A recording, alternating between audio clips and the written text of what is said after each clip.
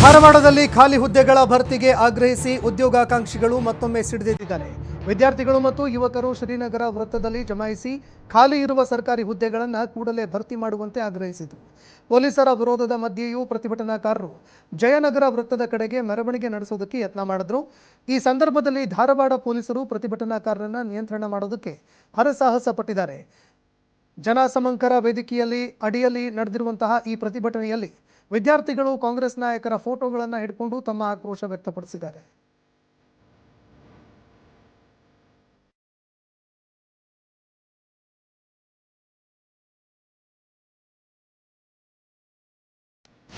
ಧಾರವಾಡದಲ್ಲಿ ಖಾಲಿ ಹುದ್ದೆ ಭರ್ತಿಗಾಗಿ ಆಗ್ರಹಿಸಿ ಬಿಜೆಪಿ ಪ್ರತಿಭಟನೆಗೆ ಡಿಸಿಎಂ ಡಿಕೆ ಶಿವಕುಮಾರ್ ಗರಂ ಆಗಿದ್ದಾರೆ.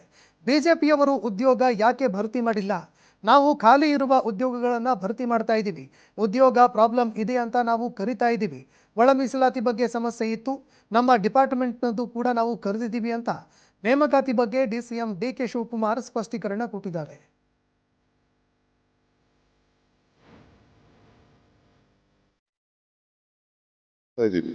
ಅದಕ್ಕೆ ಉದ್ಯೋಗಕ್ಕೆ ಬಹಳ ತೊಂದರೆ ಇದೆ ಅಂತಾನೆ ಅವ್ರಿಗೆಲ್ಲ 3 ಸಾವಿರ ಕೊಡ್ತಾ ಇರೋದು. ಈಗೆಲ್ಲ ಕರಿತಾ ಇದೀವಿ.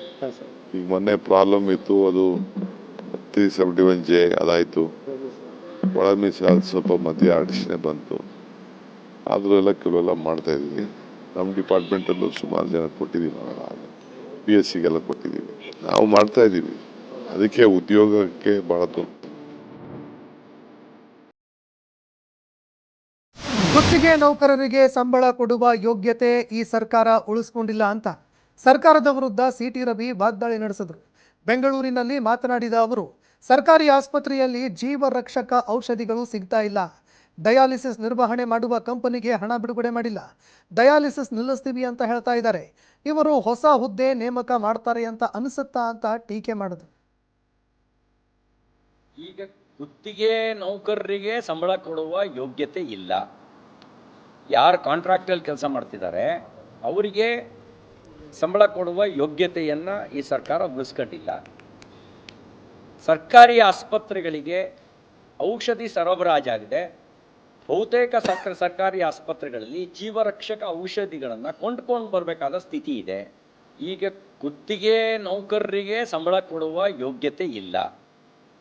ಯಾರು ಕಾಂಟ್ರಾಕ್ಟಲ್ಲಿ ಕೆಲಸ ಮಾಡ್ತಿದ್ದಾರೆ ಅವರಿಗೆ ಸಂಬಳ ಕೊಡುವ ಯೋಗ್ಯತೆಯನ್ನ ಈ ಸರ್ಕಾರ ಉಳಿಸ್ಕೊಂಡಿಲ್ಲ.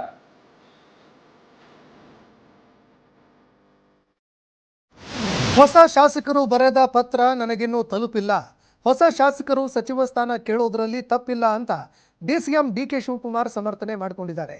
ಬೆಂಗಳೂರಿನಲ್ಲಿ ಮಾತನಾಡಿದ ಅವರು, ನರೇಂದ್ರ ಮೋದಿ ಶಾಸಕರಾಗಿ ಆಯ್ಕೆನೇ ಆಗಿರಲಿಲ್ಲ, ಶಾಸಕರಾಗದೇ ಇದ್ರೂ ಮೋದಿ ಗುಜರಾತ್ನ CM ಆಗಿಲ್ವಾ ಅಂತ ಪ್ರಶ್ನೆ ಮಾಡಿದ್ರು.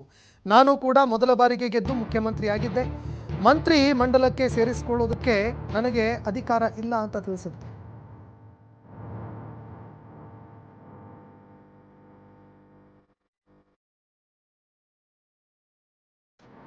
ಸಂಪುಟದಲ್ಲಿ ಅವಕಾಶ ಕೊಡಿ ಎಂಬ ಹೊಸ ಶಾಸಕರ ಬೇಡಿಕೆ ವಿಚಾರಕ್ಕೆ ಸಂಬಂಧಪಟ್ಟಂತೆ ಗೃಹ ಸಚಿವ ಪರಮೇಶ್ವರ್ ಪ್ರತಿಕ್ರಿಯೆ ಕೊಟ್ಟಿದ್ದಾರೆ. ಬೆಂಗಳೂರಿನಲ್ಲಿ ಮಾತನಾಡಿದ ಅವರು, ಹೊಸ ಶಾಸಕರನ್ನ ಸಂಪುಟಕ್ಕೆ ತೆಗೆದುಕೊಳ್ಳಬಾರದು ಅನ್ನೋ ಕಾನೂನು ಏನಿಲ್ಲ, ಒಂದಿಷ್ಟು ಅನುಭವ ಆಗಲಿ ಅಂತ ಈ ರೀತಿ ಮಾಡಿದ್ದಾರೆ.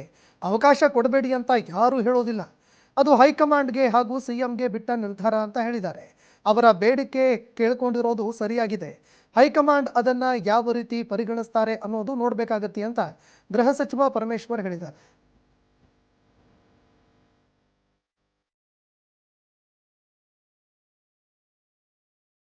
ಸಂಪುಟ ಪುನರ್ರಚನೆ ವೇಳೆ ಹೊಸ ಶಾಸಕರಿಗೆ ಅವಕಾಶ ಕೊಡಬೇಕು ಅಂತ ಪತ್ರ ಬರೆದಿರುವ ವಿಚಾರಕ್ಕೆ ಸಂಬಂಧಪಟ್ಟಂತೆ ಮಾಜಿ ಸಚಿವ KN ರಾಜಣ್ಣ ಪ್ರತಿಕ್ರಿಯೆ ಕೊಟ್ಟಿದ್ದಾರೆ. ಬೆಂಗಳೂರಿನಲ್ಲಿ ಮಾತನಾಡಿದ ಅವರು, ಹಳಬರನ್ನ ಕಿತ್ತು ಹಾಕಿ ಹೊಸಬರಿಗೆ ಅವಕಾಶ ಕೊಡಬೇಕು ಅಂತ ರಾಜಣ್ಣ ಒತ್ತಾಯ ಮಾಡಿದ್ದಾರೆ. ಇನ್ನು 31 ಜನ ಶಾಸಕರು ಪತ್ರ ಬರೆದಿರೋದ್ರಲ್ಲಿ ತಪ್ಪೇನಿದೆ, ಹೊಸಬರಿಗೆ ಅವಕಾಶ ಕೊಡಲಿ. ಕುಮಾರಸ್ವಾಮಿ ಫಸ್ಟ್ ಟೈಮ್ ಗೆದ್ದು CM ಆಗ್ಲಿಲ್ವಾ? ಬೇರೆ ಕಡೆ ಫಸ್ಟ್ ಟೈಮ್ ಗೆದ್ದವರನ್ನ ಬಿಜೆಪಿಯವರು CM ಮಾಡಿಲ್ವಾ? ಕಾಂಗ್ರೆಸ್ನಲ್ಲಿ ಸಚಿವ ಸ್ಥಾನ ಬಂದ್ರೆ ಒಂದಷ್ಟು ಜನರದ್ದೇ ಹೆಸರು ಬರುತ್ತೆ ಅಂತ ಮಾಜಿ ಸಚಿವ KN ರಾಜಣ್ಣ ಹೇಳಿದ್ದಾರೆ. ತಪ್ಪೇನಿಲ್ಲ. ನಮ್ಮ ರಾಜ್ಯದ ಇತಿಹಾಸ ನಿಮ್ಗೆ ಹೇಳಬೇಕು ಅಂದ್ರೆ, ಕುಮಾರಸ್ವಾಮಿ ಅವರು ಮೊದಲನೇ ಸಾರಿ ಶಾಸಕರಾಗಿ ಬಂದಿದ್ದು 2004 ಮೊದಲನೇ ಸಾರಿ ಮುಖ್ಯಮಂತ್ರಿ ಆದರು.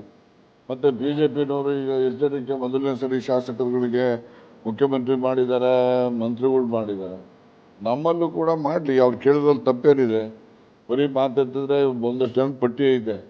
ಯಾವಾಗಲ ಕಾಂಗ್ರೆಸ್ ಬರಲಿ ಇವರೇ ಮಂತ್ರಿಗಳು, ಅವ್ರಿಗೆ ತೆಗಿಲಿ, ಹೊಸಬ್ರಿಗೆ ಅವಕಾಶ ಕೊಡಲಿ, ಅದರಲ್ಲಿ ತಪ್ಪು. ಅದು ಫೇಕ್ ಅಲ್ಲ, ನಿಜವಾದ ಪತ್ರ. ಆ ಪತ್ರಕ್ಕೆ ನಾನು ಕೂಡ ಸಹಿ ಹಾಕಿದ್ದೀನಿ ಅಂತ ಕಾಂಗ್ರೆಸ್ನ ಶಾಸಕ ರವಿ ಗಣಿಗ ಹೇಳಿದ್ದಾರೆ. ಬೆಂಗಳೂರಿನಲ್ಲಿ ಮಾತನಾಡಿದ ಅವರು, ಎಲ್ಲರೂ ಒಗ್ಗಟ್ಟಾಗಿ ಸಹಿ ಹಾಕಿದ್ದೀವಿ, ಹೊಸಬರನ್ನ ನಿರ್ಲಕ್ಷ್ಯ ಮಾಡಬಾರ್ದು. ನಾನು ಮಂತ್ರಿಗಿರಿ ಕೊಡಿ ಅಂತ ಕೇಳಿಲ್ಲ, ಯಾರಾದರೂ ಐವರಿಗೆ ಕೊಡಿ ಅಂತ ಕೇಳಿದ್ದೀವಿ. ಬೇರೆ ರಾಜ್ಯಗಳಲ್ಲಿ ಹೊಸಬರಿಗೆ ಅವಕಾಶ ಕೊಟ್ಟಿದ್ದಾರೆ, ಹೊಸಬರಿಗೆ ಅವಕಾಶ ಕೊಡಲಿ. ಚಾರ್ಮ ಬದಲಾಗುತ್ತೆ, ಹೊಸ ಶಾಸಕರಲ್ಲೂ ಕೂಡ ಸಾಮರ್ಥ್ಯ ಇದೆ, ಶಕ್ತಿ ಇದೆ ಅಂತ ಹೇಳಿದ್ದಾರೆ.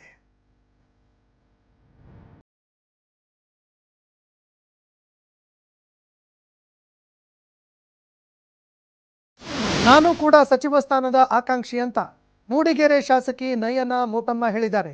ಚಿಕ್ಕಮಗಳೂರಿನಲ್ಲಿ ಮಾತನಾಡಿದ ಅವರು, ಹೌದು, ಪತ್ರ ಬರೆದಿರೋದು ಸತ್ಯ. ಈ ಪತ್ರಕ್ಕೂ ನ್ಯಾಯಕತ್ವ ಬದಲಾವಣೆ ಗೊಂದಲಕ್ಕೂ ಯಾವುದೇ ಸಂಬಂಧ ಇಲ್ಲ. ನಾನು ಕೂಡ ಸಚಿವ ಸ್ಥಾನದ ಆಕಾಂಕ್ಷಿ, ಯಾವುದೇ ಹುದ್ದೆ ಕೊಟ್ಟರೂ ನಿಭಾಯಿಸೋದಕ್ಕೆ ಸಿದ್ಧವಾಗಿದ್ದೀನಿ ಅಂತ ಶಾಸಕಿ ನಯನ ಮೋಟಮ್ಮ ಸಚಿವೆ ಆಗುವ ಆಸೆ ವ್ಯಕ್ತಪಡಿಸಿದ್ದಾರೆ.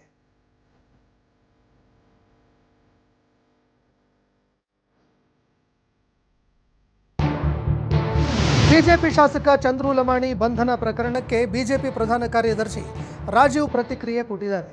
ಕೇಂದ್ರ ವರಿಷ್ಠರ ಬಳಗ ಈ ಬಗ್ಗೆ ನಿರ್ಧಾರ ತೆಗೆದುಕೊಳ್ಳುತ್ತೆ, ತಪ್ಪು ಯಾರೇ ಮಾಡಿದ್ರು ತಪ್ಪೇ ಅಂತ ಹೇಳಿದ್ರು. ಬೆಂಗಳೂರಿನಲ್ಲಿ ಮಾತನಾಡಿದ ಅವರು, ಲಮಾಣಿ ಬಲಿಪಶು ಆಗಿದ್ದಾರೆ ಅನ್ನೋ ಅನುಮಾನ ಇದೆ, ತನಿಖಾ ವರದಿ ಬಂದ ಬಳಿಕ ಸತ್ಯಾಸತ್ಯತೆ ಹೊರಬೀಳುತ್ತೆ ಅಂತ ಮಾತನಾಡಿದ್ದಾರೆ.